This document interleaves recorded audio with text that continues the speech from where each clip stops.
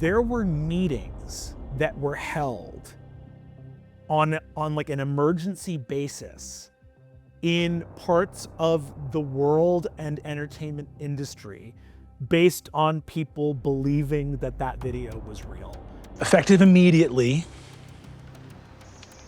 I will no longer be with Dropout.tv.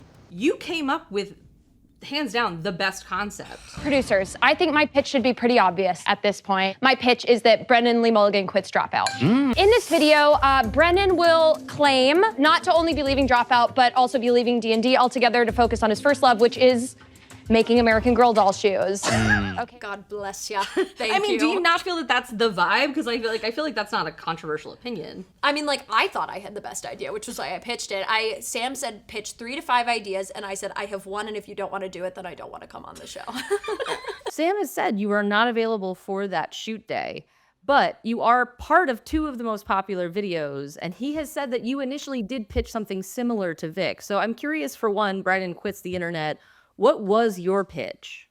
Brennan sort of had another idea. He wanted to make, like, his pitch on my pitch was, like, because as we were doing it, his big thing was just, like, he didn't want it to, like, mess with D&D too much or anything like that. So he was just, like, as opposed to it being just quitting, going to do something that was, like, a little bit silly, so hopefully people would recognize that it was not like, a real thing. And he had pitched something, and I was like, I still, especially if I'm going to be the one pitching it in the episode, would love it to be in my voice. And so I ended up doing a bunch of research on what brand I thought was most likely to interact with the video. As of today, I have dedicated myself to the craft and profession of making custom shoes for American Girl dolls. I think that mine was a little bit less outrageous because I was like, if we can make it slightly more believable, it might go more viral. Egg on my face, the outrageousness of the American Girl doll thing did not slow people's roll at all. Vic absolutely had the best pitch on that because I was like, no one's gonna believe American Girl dolls. I had family members texting me asking if everything was okay. Someone in Topeka is going to be 10 to 15 years behind the trend, like they are today. Did you come dressed as an American Girl doll? Yeah. That's amazing. The day before, because initially I think, because I had, like, they allow performers and writers and things like that to pitch on the episode, so I had pitched this episode, and I believe originally Brennan was going to present my pitch, because obviously it is completely centered around him, and I sort of have nothing to do with the final product, but instead, he wasn't able to make the shoot for whatever reason, because he's the busiest man in America. And so I then stepped in, and my only caveat to stepping in was I had to be dressed like an American Girl doll, and I left it up to the costumers. I was like, whatever you think you could do best with what you're working with here, I want to be an American Girl doll.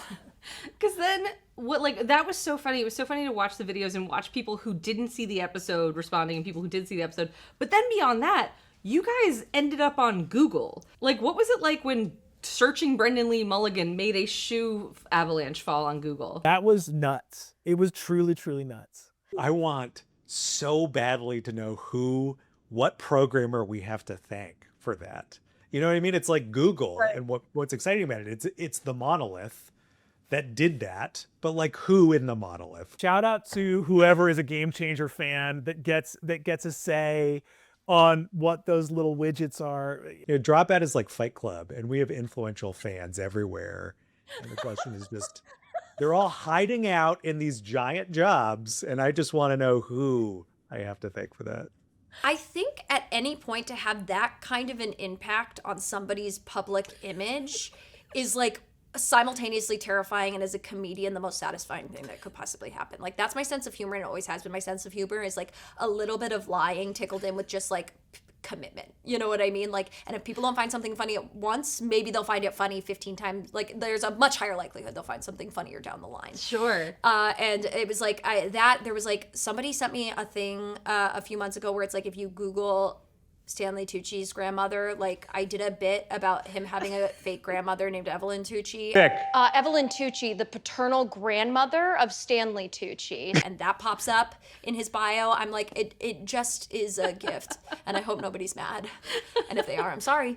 But it was funny because I watched that episode in real time, and I watched the reactions online, and it was so fun watching people who had seen the episode and were in on the joke and watching people truly panic. There's something very fun, even outside of the individual comedic beats of the video. The version of me that I'm playing in that video is actually different from the normal Game Changer Brennan. Looking at these dolls' shoes makes me so pissed I could spit. I think the me I play in Game Changer is most often the Daffy Duck to Sam Reich's Bugs Bunny. You gotta wake up pretty early in the morning to go, oh, here's a range extender for your love, Brennan. Like, there are people who beat Sam on Game Changer, Vic Michaelis being one of them. Hey guys! I think Lisa Gilroy is that on Make Some Noise. Lisa. Daddy. I don't beat Sam, right? Sam beats me. Even in the Brennan Revenge episodes. Sam Reich! No! And your host for today, me. I've been here planning this in secret for months, if not years! Spoilers. Sam wins, right? Yeah. I know deep down, people, there is no hunger in the world for a Brennan Lee Mulligan victory. It is loss. It is irateness and an inchoate blathering at the unfairness of my eternal losing. That is what the people want. And and Sam has to win. Sam has to beat me. That's what people want. So that's my normal Game Changer character. But the version that I'm playing in that Girl Dolls thing is way more of a heel. He's not mad at unfairness. He's like a total narcissist, egomaniac. Not only is this work obviously more meaningful than whatever Dimension 20 was, but it is gonna make buku bucks. Because I think that what Vic and Sam, me and Vic and Sam, the center of our Venn diagram of what we know about those quit the internet videos, is there is like a deep egotism to announcing your exit. Even when it kind of makes sense, even if you kind of have to, if you're like a key figure in a business and the business is like needs you to say what's going on, it's just the idea of like, hey gang, I've been thinking a lot. And you're like, ooh, as a comedian, you just curdle at the even like it's self-important. Even when it's justified, even when like, no, you actually are important and you need to let the people associated with your industry or your business know that you're stepping back for like public relations reasons. There's no getting around it. It's self-important. It's so self-important. Oh God, they're so hard to watch. I remember there being debate in the writer's room initially. It was just like, can we really do this episode? Because it almost seems like it boils the marketing mechanism of Dropout down to a cynical comedic version of itself, which is like, if you turn marketing Dropout into a game, this is that game. It's like, can you go the most viral on these platforms? On the other hand, when some of the pitches started coming in, we were just like, this stuff is too good. It's gold, if you will. We gotta roll the dice on this.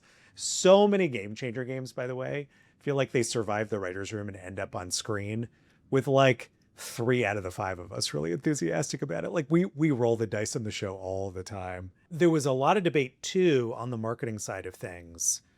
How do we market this episode? One way to do it is to release all of these clips in advance of the episode airing. And then the episode is a punchline.